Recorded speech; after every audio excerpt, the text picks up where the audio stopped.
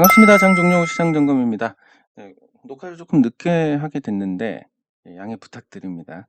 그 주말이다 보니까 계속 미루고 하다가 지금 하게 됐는데 해외 증시가 폭락한 부분에 대해서 어느 정도 또 왜 그런지도 따져봐야 되고 해서 다소 늦은 부분에 대해서 양해 부탁드립니다. 일단 기술적으로 이 폭락이 나오기 전에 해외 증시 폭락이 나오기 전에만 따져보더라도 이 추세 확인이란 게 이루어졌습니다. 이 추세 확인이란 게 뭐냐면 이 하락 추세선을 돌파를 했습니다. 그러면 이제 추세가 없는 상태가 됐고, 추세가 없는 상태에서 다시 이전 추세 안으로 돌아갔습니다. 이게 추세 확인입니다. 추세 확인이 되면 보통 더 강력하게 그 추세로 가는 경향을 보이게 됩니다. 그러니까 이 상승 추세에서 이탈을 했다가 다시 이걸 회복했다. 그럼 더 강력한 시세를 보이는 경우가 많고, 반대로 요 하락 추세에서 하락 추세 극복했다가 다시 들어오면 더 강력한 또 하락을 보이게 됩니다. 그래서 공교롭게도 그 만약에 어떤 기술적인 지표로만 봤을 때 해외 증시가 폭락하기 전이라도 추세 확인을 했으니까 굉장히 부정적이다라고 말씀을 드릴 수 있는 부분입니다. 이게 들어왔으니까. 근데 이 기술적인 부분에 연이어서 해외 증시가 폭락을 했으니까 어느 정도 이 기술적 분석도 효용이 있다. 무슨 효용이냐면 그냥 기준을 정했을 때 그 기준에 따라서 우리가 대응을 하고 그 대응이 아주 끔찍한 일을 피할 수 있는 어떤 계기가 될 수 있다는 거. 그래서 만약에 기술적으로 지수만 놓고 본다면 이 자리는 추세를 확인했으니까 하락에 베팅을 해야 되는 자리다. 네, 요렇게 볼 수 있습니다. 그래도 뭐 그나마 다행인 건 이제 변동성 자체가 줄었으니까 첫 번째로 범위가 작습니다. 변동성 범위가 작으면 폭락이 그렇게 잘 나오지는 않습니다. 네, 그래서 변동성 범위가 좁고, 두 번째는 이 변이로 인해서 떨어졌는데, 코로나 변이가 그래도 전반적으로 증상이 완화가 되면서 전염력이 강화가 되는 요런 추세를 보이고 있습니다. 네, 그렇기 때문에 그 요 변이에 대한 부분이 사실 변이에 대한 공포가 컸다기보다는 일종의 그 글로벌 자금, 이 자금들이 테이퍼링을 앞두고 요 변이 공포하고 맞물려 가지고 테이퍼링을 철회하라라고 하는 일종의 시위가 아니었나. 네, 요렇게 볼 수 있는데, 글쎄 뭐 사실 코로나 환경이 우리한테는 상대적으로 전체가 다 피해자긴 하지만 상대적으로 우리 경제에는 득이 됐던 부분인 만큼 거기에 따른 어떤 충격은 해외 증시보다는 크지 않을 것 같습니다.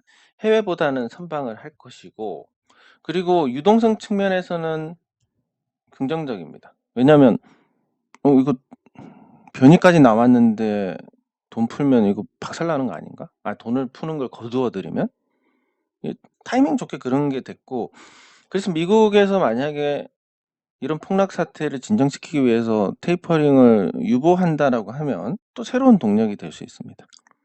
네, 그런 상황이 언제가 있었냐면 2차 세계대전 때. 전쟁이란 게 항상 그렇습니다. 1차 세계대전도 마찬가지지만 2차 세계대전이 장기전이 될 것이다. 장기전을 예측하고 시작하는 전쟁은 없습니다. 왜냐하면 장기전 둘 다 패배하는 거나 마찬가지의 피해를 있기 때문에. 그래서 전쟁이란 걸 항상 단기전으로 끝날 거라 생각했다가 장기화되는 경우가 많고, 이게 2차 세계대전 때 그렇게 미국이 실제 참전한 게 41년부터인데, 본격적으로 참전한 게 그때부터 엄청난 생산량을 보여주면서 당시 미국이 항공기를 1년에 10만 대를 생산했습니다. 전투기를. 뭐 지금도 사실 상상할 수 없는 물량인데 당시 엄청난 물량을 찍어내면서 이제 미국이 승리를 했고, 근데 그 당시를 보면 끝날 것 같았는데 안 끝나서 41년, 42, 43, 44, 45 엄청나게 계속 돈을 풀었습니다. 이거는 이 당시에 돈을 푸는 것과 코로나 때 돈을 푸는 건 조금 다릅니다. 전쟁 성격은 비슷한데 전쟁 때 돈을 푸는 건 군수 물자나 이런 걸로 소진이 됩니다, 유동성이. 그리고 뭐 주식 시장도 휴장이 되는 경우가 많고.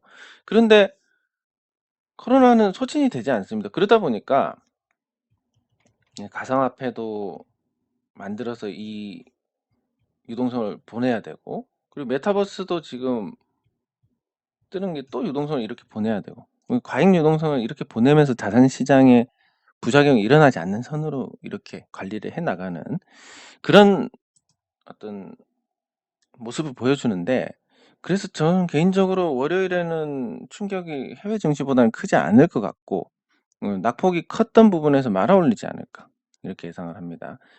그래서 코스닥도 마찬가지로 많이 떨어졌다가 회복하는, 그래서 이런 양봉의 형태의 흐름이 나오지 않을까 뭐 이렇게 보고, 이게 조금 더 지나서 미국 연준을 항복을 시킨다면, 그래서 유동성 계속 공급하겠다라고 한다면 정말 내년에 큰 장이 펼쳐지는 그런 상황이 될 것이고, 금리를 인상한다 하더라도 금리 인상기에 부동산 가격이 떨어지거나 주식 시장이 폭락하거나 이런 일은 없었기 때문에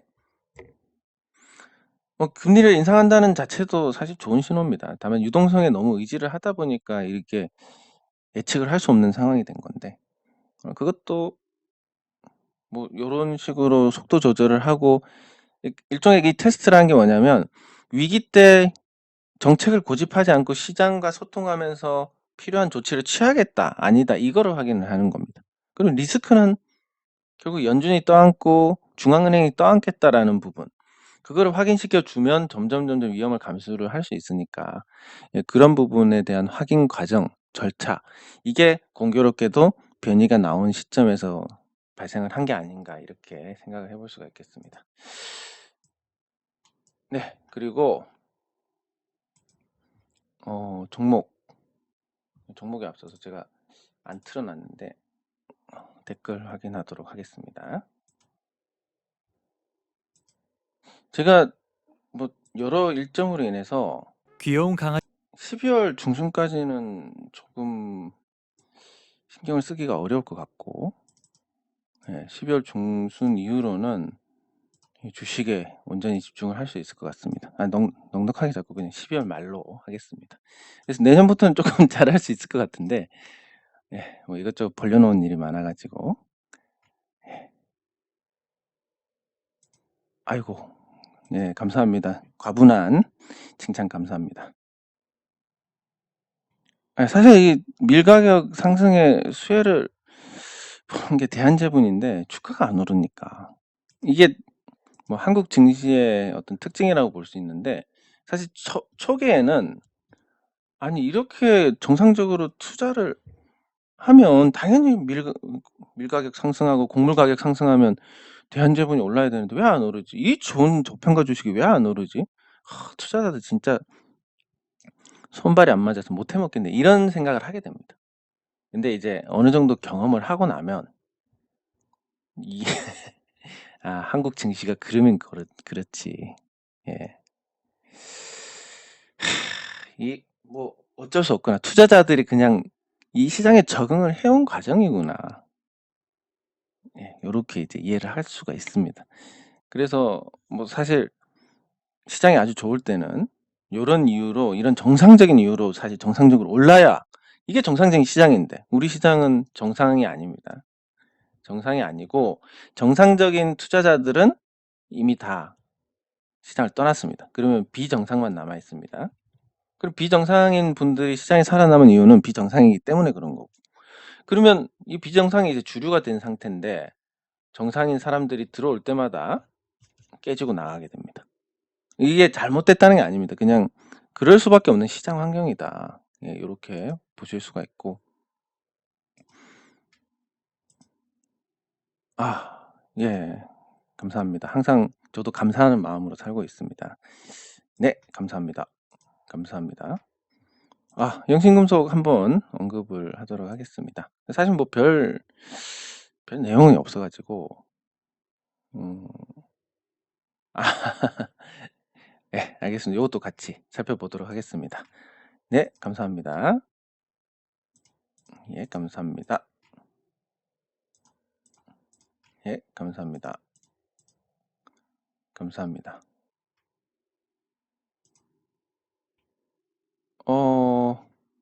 네, 감사합니다. 이게 저기 요거는 뭐 같이 설명을 드릴 텐데 요것만 말씀드리면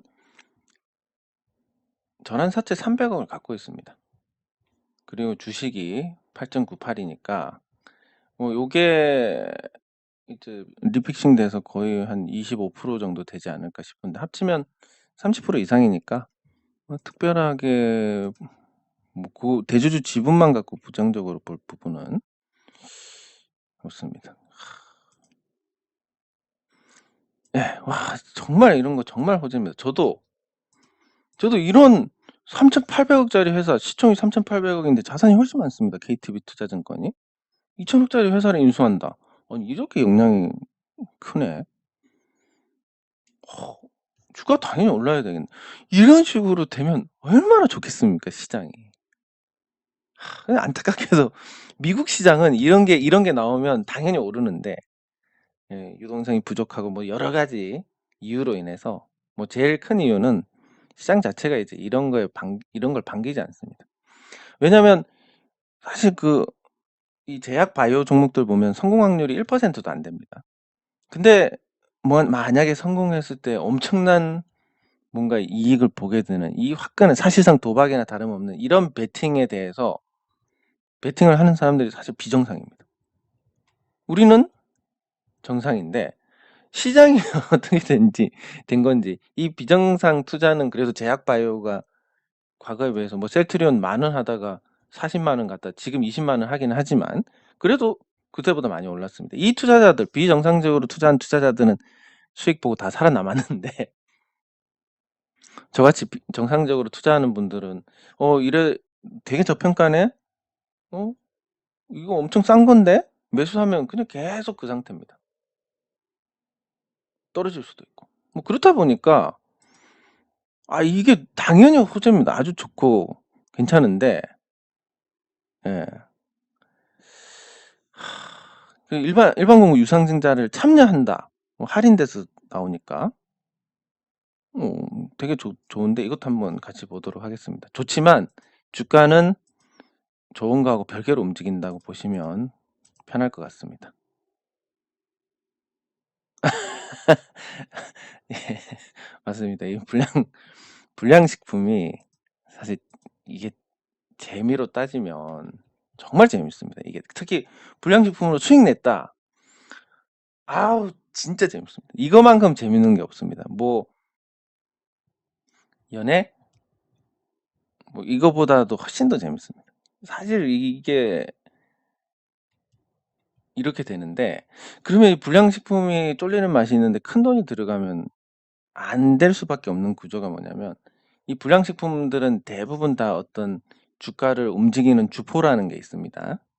그리고 주포가 올렸다가 내렸다가 막 이렇게 만들어 가고 있는데 누군가가 한 몇 억을 팍 집어넣는다. 요거 봐라.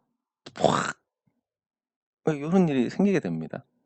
여기서 질질질 끌어버리면 분명히 이런 종목들은 단타 목적으로 들어오는데 한 달, 두 달 이렇게 끌어버리면 도저히 안 되겠다. 손절. 그러면 여기에 몇 천만 원 그냥 헌납하는 겁니다. 얘네들한테. 예, 그러면 몇 백만 원 들어간다. 그거에 대해서는 뭐 크게 신경 안 쓸 겁니다. 티도 안 나고. 몇 백만 원 갖고 들어가서 먹고 나온다. 이건 진짜 재밌습니다. 근데 그 이상을 넘기면 무조건 실패하기 때문에 항상 적은 돈으로 아주 티 안 나는 돈으로만 하셔야 됩니다. 네, 감사합니다. 네. 유상증자.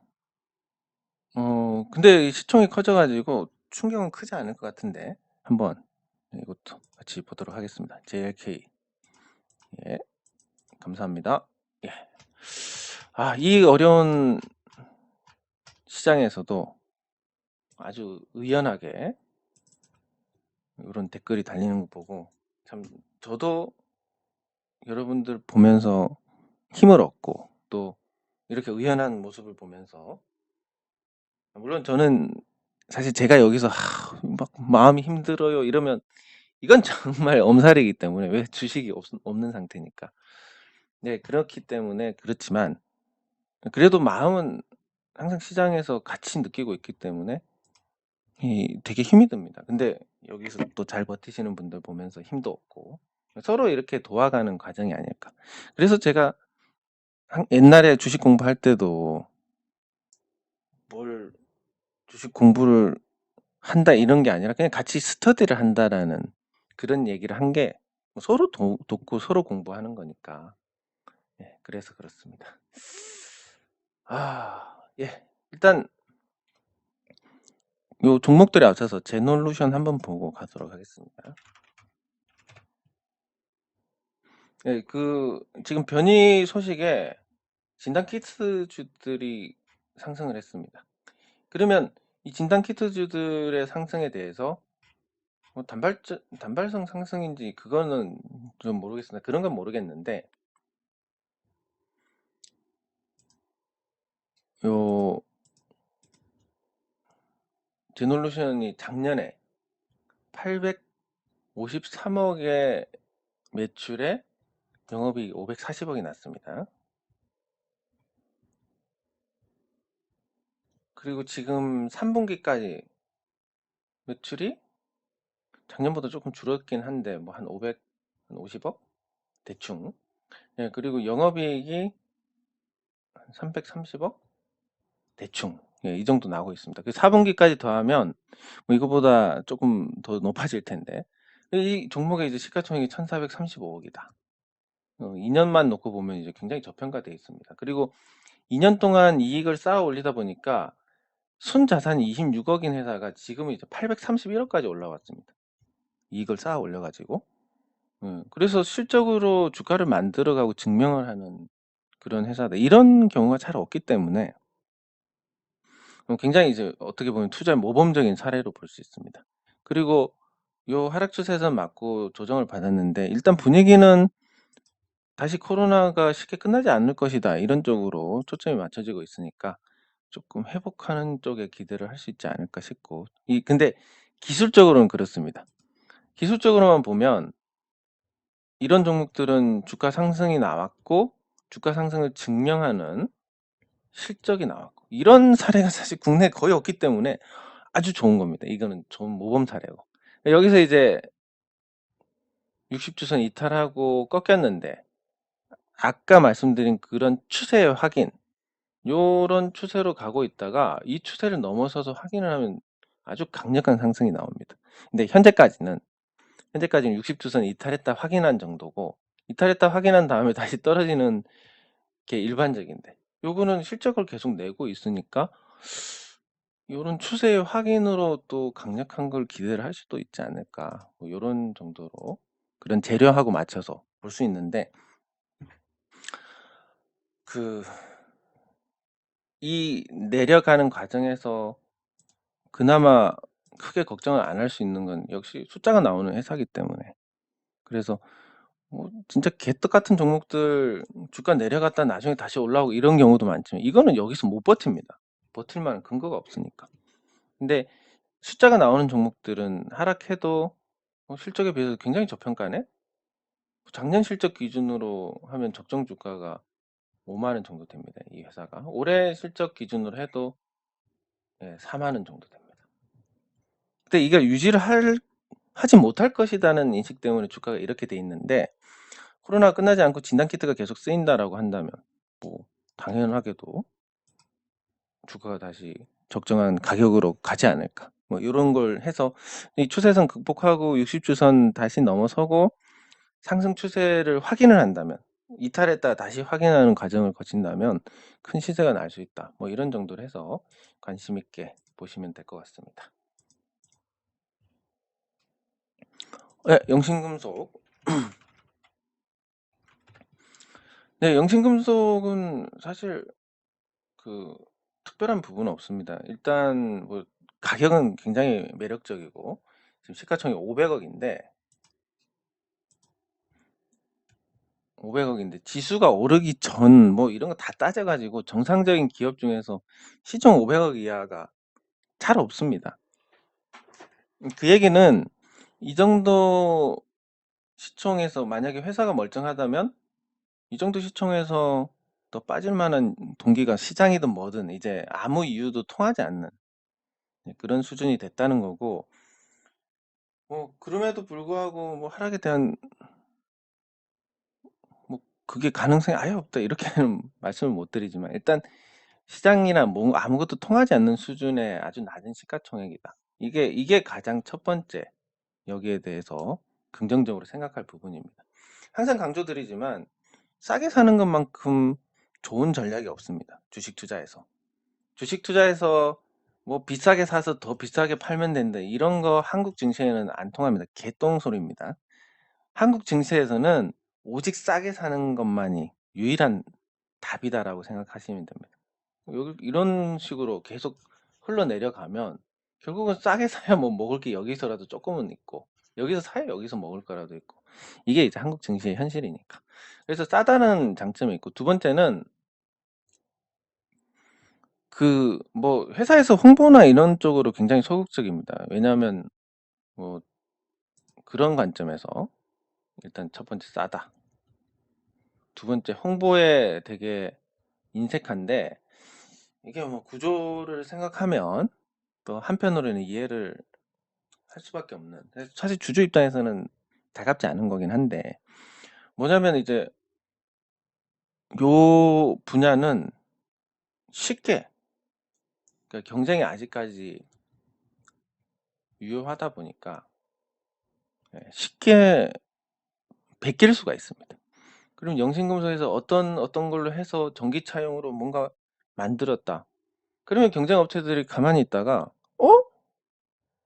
해가지고 뭐 또 같이 만들 수 있습니다. 같이 만들면 마진이 팍 떨어집니다. 그러니까 그런 부분에서 경쟁이 아직 유효한 상태라서 좀 홍보를 덜 하는 부분이 있고. 근데 개인적인 저 같은 스타일은 그렇습니다. 저는 홍보고 뭐 모르겠고 그런 건 모르겠고 그냥 저는 막 지르는 스타일인데, 그래서 이런 부분은 저하고 안 맞지만 또 그게 제가 경영에 아주 깊숙이 개입해서 회사가 어떤 상황인지 매우 정확하게 100% 안다면 여기에 대해서 쉽게 얘기를 할 수 있겠지만, 제가 거기에 대해서 정확하게 모르는 상태에서 홍보가 안 하는 건 무조건 잘못했다 이렇게 얘기를 할 수는 없습니다. 네, 그래서 뭐 그렇지만 지금까지 보도자료 기사로 나오려면 어쨌든 뭐 테슬라에 납품을 한다든지 이런 기사들도 나왔는데, 기사에 나오려면 그게 금감원에서 한 번씩 그런 점검을 합니다. 그래서 허위 사실을 보도를 할 수는 없습니다. 그래서 보도된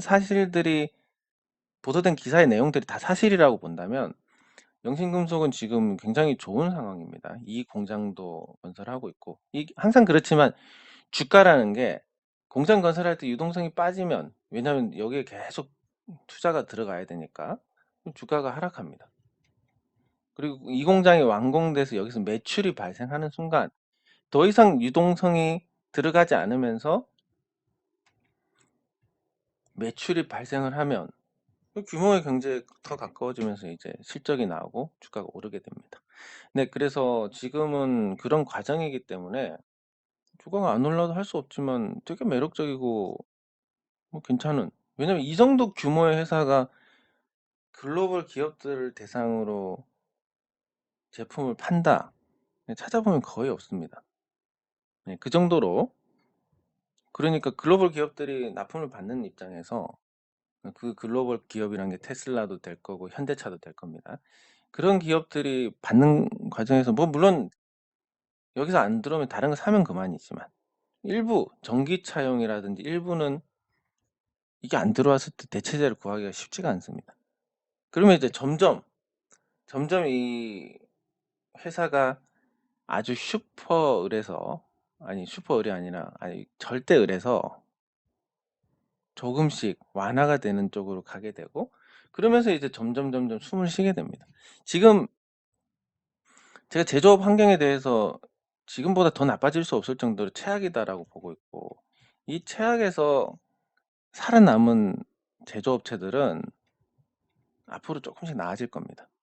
네, 그리고 뭐 거기에 대해서 제가 나름 어떤 제조업 하시는 분들은 이 금융에 대해서 너무 좀 문외한인 경우가 많아가지고, 사실 영신금속 같은 경우도 이 공장이 1만 평인데 그리고 새로 짓는 공장도 6,000평인데 이거 자본 효율 높이려면 여기다가 태양광 설치하면 됩니다. 지붕에. 지붕에 태양광 설치하면 10,000평에다가 설치하면 대략 이 방향도 좋고 하기 때문에 연간 이게 한 20년간 이게 이론적인 거긴 하지만 20년간 150억 정도의 수익이 나게 됩니다. 한 160억. 근데 그게 대출 100% 되고 뭐 대출 다 갚고 이런 게 되고 이 공장에도 하고 그러면 이걸 연간으로 환산했을 때 1년에 한 10억 이상의 이익이 나서 어느 정도 방어가 되는 부분이 생긴다. 그래서 뭐 제가 요 태양광에 대해서도 제안을 했습니다. 근데 뭐 또 예전에도 제가 제안을 다른 업체에도 했었고 예, 그런 부분들이 쉽게 반영이 안 되는 그런 건 있죠. 사실 그게 반영이 된다면 벌써 하지 않았겠습니까? 뭔가 뭐 분진이 있다든지 다른 이유가 있어서 못했을 건데 어쨌든 뭐 주주 입장에서 그렇게 뭐 제 나름대로 제가 조용히 언급을 하고 있지는 않지만 왜냐하면 언급하는 게 여러분들의 피로감을 더 높일 수 있는 부분이기 때문에 하지는 않고 있지만 제 나름대로 제가 할 수 있는 부분들을 찾아서 나름 하고 있습니다. 그래서 뭐 조금 여기서 뭐 더 나빠질 건 없고 시장에 영향을 많이 받겠지만 뭐 좋아지고 그리고 이 공장이 완공되는 데까지 시간이 걸리겠지만 그래도 뭐 뒤에 숫자가 나오고 그러면 나중에는 더 좋은 회사가 되지 않을까. 그리고 전기차에 나름 잘 대비를 했고 뭐 이런 부분들로 해서 네, 가져간다고 보시면 됩니다.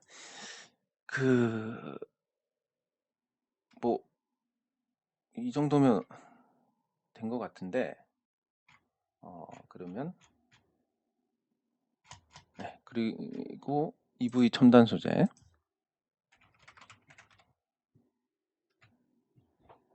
왜 주가가 많이 내려왔습니다. 근데 딱히 주가가 하락할 만한 이유는 좀 찾기가 어렵습니다. 왜냐하면 이런 걸로 보시면 됩니다. 이 지금 제조업체들이 3분기 실적이 나쁩니다.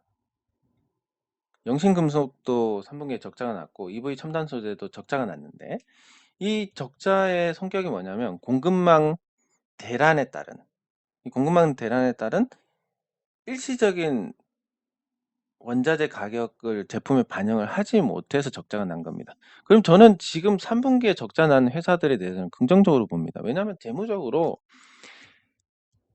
찍어내서 재고 자산만 올려도 그냥 흑자 납니다. 그런 게 아니라 이 3분기에 적자를 그대로 올린 회사들은 나름 정직하게 회계를 하고 있네라고 생각할 수 있습니다. 영신금속도 그렇고 EV 첨단 소재도 그렇고 이게 뭐 좋게 생각하면 주주 간의 분쟁을 겪은 회사들은 이제 그런 거에 점점 아예 훨씬 더 철저합니다. 예, 한번 문제가 됐기 때문에. 그래서 뭐 그런 좋게 생각하면 주주 운동 이후에 어떤 조금 더 투명해졌다 이렇게 제가 자평을 할 수도 있는데 어쨌든 그것과 별개로 주가가 떨어지는 게 주주 입장에서는 가장 속상한 일이니까 왜 떨어졌느냐라고 하면 사실은 이유는 잘 모르겠습니다. 이유는 잘 모르겠지만 굳이 의도나 그 예전에 제가 그 스튜디오 산타클로스 할 때도 그랬지만 스튜디오 산타클로스도 의도가 뭔가 의지가 있을 것이다라고 해서 결국은 뭐 예측대로 가지는 않았지만 결국은 올라갔습니다. 그것처럼 굳이 의도를 찾자면 뭔가 주가를 움직이는 쪽이 있고 의도가 있다면 이 전환사채 리픽싱 470억에 대한 리픽싱이 전환가액을 낮추는 그런 의도가 좀 많이 반영이 된 게 아닌가라고 생각이 듭니다. 그러면 뭐 EV 첨단 소재 같은 경우는 지금 뭐 본업에서는 베트남 가고 나서 가격 경쟁력에서는 이제 걱정할 부분이 없고 이번 적자도 공급망 대란에 따른 일시적인 원자재 가격 상승에 따른 타격일 뿐이고 뭐 그러면 흑자 기조가 안착이 된 상태에서 회사만 보면 주식 수가 늘어났지만 거기에 따라서 자본이 350억에서 462억이 됐고 505억이 됐고 현재는 644억입니다. 순자산이 계속 늘어나고 있습니다. 회사가. 네, 그래서 계속 이렇게 규모가 커져 나간다는 부분 근데 지금 시가총액은 이제 695억까지 떨어졌습니다. 사실 뭐 여기서 뭐 더 떨어질 게 있겠냐 이런 생각이지만 일시적으로는 주주가 그냥 던지면 여기서 주식 좀 많이 갖고 있는 사람이 던지면 내려가는 거니까 일시적으로 뭐 이 어떤 변동 자체가 여기가 저점을 찍었다라고는 얘기를 할 수 없지만 요게 이제 거의 일치할 정도인데 근데 제가 아는 한 회계상으로는 가장 투명한 회사입니다. EV 첨단 소재가. 뭐 재고를 더 쌓아 가지고 실적을 만들고 이런 것도 전혀 없고 우발 태무나 이런 게 나올 만한 거 전부 보험 들어 가지고 예 그런 부분 철저하게 관리를 합니다. 그렇다 보니까 이게 맞춰진다라면 훨씬 낫지 않나. 그래서 일시적으로는 모르겠지만 지금은 굉장히 매력적이다. 사실 저는 돈 많이 좀 사고 싶은데 그 자금 스케줄이 계속 꼬여 가지고 제가 주식을 살 수 있으려면 12월 15일은 돼야 될 것 같습니다. 뭐 이러다 보면 어영부영해서 연말 넘어가면 내년에 돼야 이제 주식을 사서 다시 보여드릴 수 있지 않을까. 일단 뭐 더 이상 꼬이지 않는다는 전제로 여긴데 진짜 저도 좀 주식 사고 같이 사서 보면서 이 재미를 느끼고 싶은데 그게 안 되니까 좀 안타깝습니다. 예. 아, 뭐 그래서 사실 주가 흐름이란 건 모르겠습니다. 여기서 얼마가 가고 얼마가 가고 이런 거는 그게 신의 영역이니까 모르지만 지금이 싸고 아주 싼 가격인 건 분명하다. 예, 그렇게 생각을 하시면 될 것 같습니다. 그리고 뭐 비중이 10%씩이니까 아주 심한 건 아닌 것 같고 비중도 그렇고 나중에 여기서 더 떨어지면 물타기 한번 하셔도 괜찮을 것 같습니다.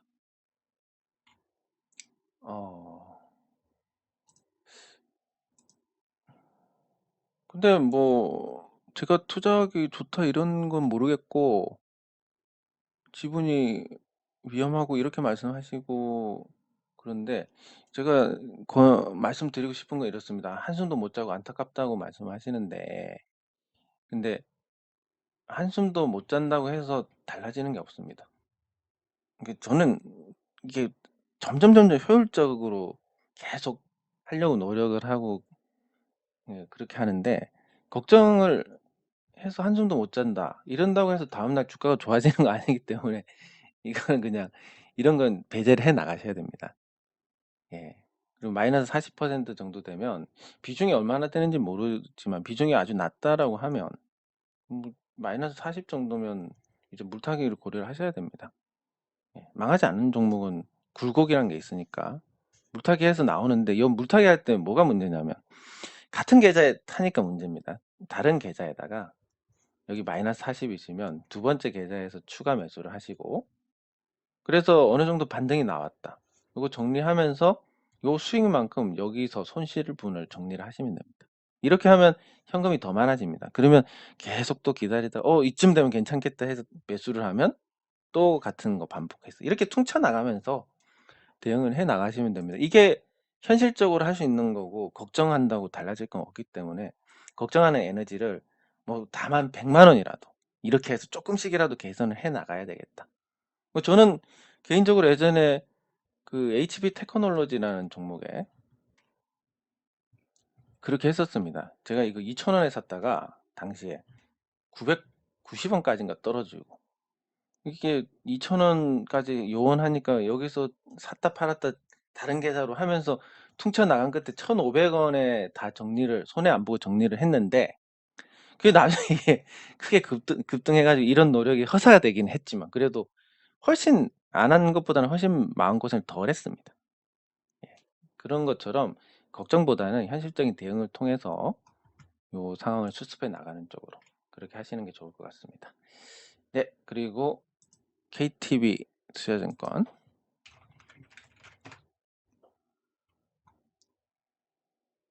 네, KTB 투자증권 뭐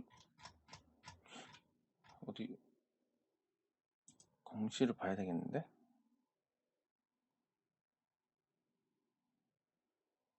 이 일반 공모 유상증자가 이 자회사에 대한 내용인 것 같습니다. 네. KTB 네트워크에 참여를 한다는 거지 직접 하는 건 아니니까 여 주가에는 거의 영향이 없고, 그리고 뭐 사실 3,800억짜리 회사지만 시총으로는, 가치로는 7천억짜리 회사입니다. 그리고 실적으로만 보면 1조짜리 회사입니다. 근데 뭐 이런 싼데 왜 안 올라가? 싼데 안, 안 올라가는 종목들이 즐비하고, 이 종목은 그나마 다른 증권주에 비해서는 올라간 편이니까. 네, 그래서 지금은 이 2차 파동을 보시고 한번 이 60주선 위에서 한번 하셔도 나쁘진 않을 것 같다, 이런 생각입니다. 제 개인적으로는. 그리고 공모가 아까 참여를 한다 이런 고민을 하셨는데, 자회사에 대한 일반 공모 유상증자이기 때문에 KTB 투자증권 해당이 되지 않습니다. KTB 투자증권이 그 일반 공모 유상증자에 참여를 해서 자회사 일반 공모 유상증자에 참여를 하는데 돈을 넣겠다는 공시지, 직접 일반 공모 유상증자를 하겠다는 건 아니기 때문에, 그 질문 자체가 틀려서 제가 답변을 더 이상 드리기는 조금 어려운데, 아무튼 자회사에 투자를 한다는 내용입니다. 네, 그리고 두산중공업.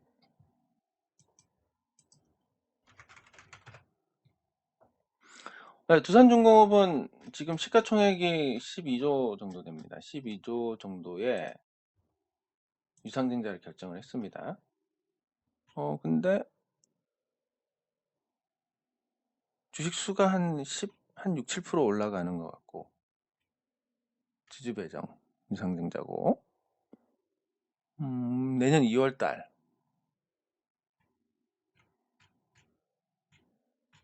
내년 2월 달이고, 주식 수가 아주 크게 늘어나는 거 아니니까. 그리고 주주 배정 유상증자면 전체 주식의 한 40%는 두산에서 참여를 하니까, 그거까지 생각했을 때는 하락 요인이 아주 크진 않을 것 같습니다. 아이고. 하락 요인이 아주 크지는 않을 것 같습니다. 그래서 대략 증자의 규모를 봤을 때 15%가 희석이 되니까 한 이 정도? 이 정도까지 떨어지고, 이게 유상증자 할 때 목적이 운영 자금이면 보통 부정적입니다. 근데 채무 상환에 쓰니까, 그리고 기타 자금에 쓰니까 운영 자금이 아닌 용도라서 뭐 크게 나쁘지는 않을 것 같고, 18,100원이면 많이 떨어졌을 때, 그러니까 18,100원 이하로 가면 유상증자 실패니까, 18,000, 그러니까 60주선 근처로 오면, 이게 또 유상증자 청약할 때는 18,100원보다 많이 높아야 됩니다, 주가가. 뭐 권리락도 나오고 이렇게 해야 되지만, 그래서 예, 요 정도 내려오면 추가 매수를 해서, 아까 말씀드린 그런 방법으로, 뭐 같은 계좌에 하시지 말고 다른 계좌로 해서 조금씩 퉁쳐서 나오는 그런 대응을 해 나가시는 게 좋을 것 같습니다. 제가 예전부터 강조하는 게, 한국 증시는 그냥 묻어놓고 잊어버리면 되는 게 아닙니다.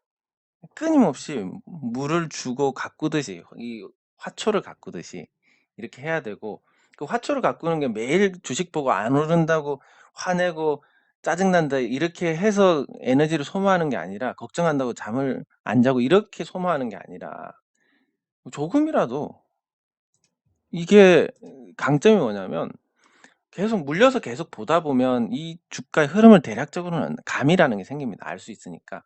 100만 원, 200만 원 아무리 작더라도 조금이라도 이 종목 내가 잘 알겠으니까 다른 계좌에 사서 조금 5만 원이라도 먹으면 퉁치고 5만 원치 손절하고, 그러면서 현금이 점점 쌓이면서 대응이 더 쉬워지는, 이런 거에 대한 어떤 대응을 해 나가야 되는, 그게 이제 대응이고 관리입니다. 그래서 두산중공업은 18,100원에 가까워지면 추가 매수를 통해서 대응을 하시는 게 좋을 것 같고, 마지막으로 JLK. 네.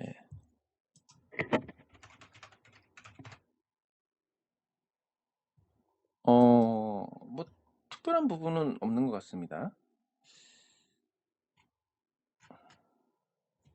인공지능 관련주인데 지금 계속 적자나고, 뭐 자산도 쪼그라들고 매출도 안 나오고, 이걸 가지고 진단을 하기는 좀 어려울 것 같습니다. 그러면 그냥 기술적으로만 봐야 되는데, 기술적으로 계속 흘러내리고 있는 상태. 어떤 반전의 포인트가 안 보이는 상태입니다. 요 당시에 거래량이 터진 자리가 있긴 한데 거래량 터진 자리 아래에 깔고 있으니까 당장 탄력을 받는 것도 쉽지가 않고 거래량도 많이 줄어 있고 시가총액은 878억인데 한 500억 정도 되면 더 이상 떨어질 게 없다고 보시면 됩니다. 아직까지도 하락 여력이 좀 남아 있습니다. 하락 여력이 있습니다. 그래서 그런 부분들을 고려했을 때 지금 상태는 그냥 하락 추세의 지속, 저점을 깨지 않으면 기간 조정이니까 당분간 계속 재미없을 것이다. 이렇게 보는 게 확률적으로 맞을 것 같습니다. 네, 장 종료 시장 점검은 여기서 마치도록 하겠습니다. 수고하셨습니다.